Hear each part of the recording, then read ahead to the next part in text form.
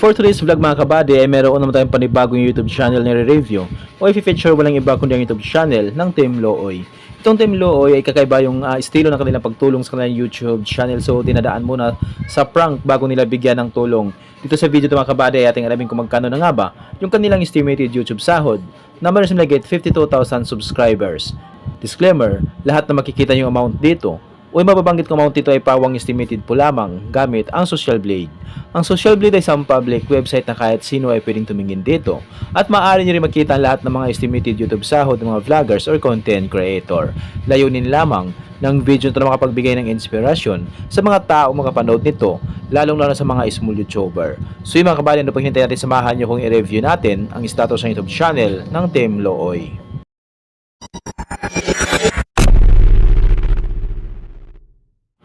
So yun mga kabady, dito tayo sa official YouTube channel ng Team Looy dito sa Social Blade. So dito makikita natin na umabot na sa 53,000 subscribers itong Team Looy at meron silang 408 uploads na video.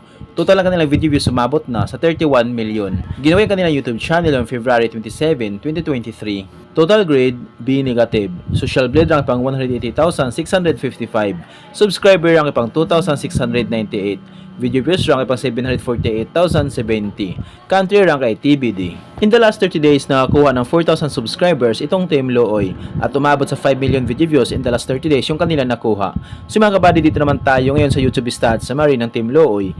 Dito natin makikita yung mga nadagdag niyang subscribers, video views, at yung kanila naman estimated earnings. Pero ititingnan natin dito mga kabady ay yung kanilang daily average at weekly average. So sa kanilang daily average, nakakuha sila ng 42 US dollars at 667 US dollars i-convert sa piso.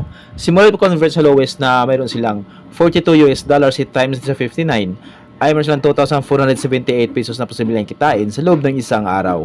At kumabot naman nila yung highest, umabot sa 667 US dollars i-times natin sa 59 ay mayroon silang 39,353 pesos na posibleng kitain sa loob ng isang araw.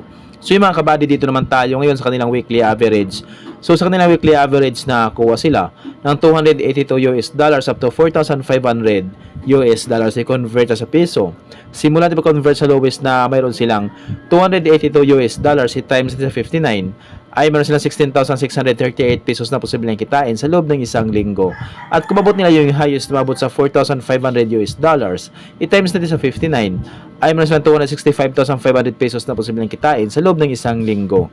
So yun mga kabady, dito naman tayo ngayon sa kanilang estimated monthly earnings. So disclaimer po lang mga kabady, ang video na ito ay layunin lamang na makapagbigay ng inspirasyon sa mga tao makapanood nito, lalong-lalo sa mga small YouTuber. So dito sa estimated monthly earnings ng Team Looy ay umabot sa 1,300 US dollars up to 20,000 US dollars i-convert sa piso. Simula i-convert sa lowest na mayroon silang 1,300 US dollars i-times natin sa 59 ay meron sa 76,700 pesos na posibleng kitain sa loob ng isang buwan.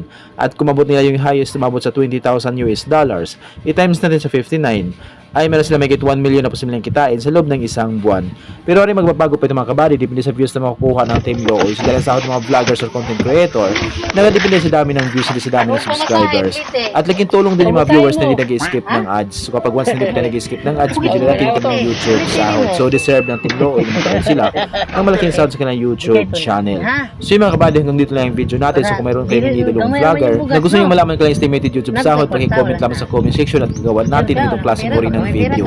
At kung nagustuhan nyo yung video ng mga kabady, huwag niyo po sana kalimutan mag-like, share at mag-subscribe sa munting channel na ito. Once again, this is Kabady Vlog. Peace out.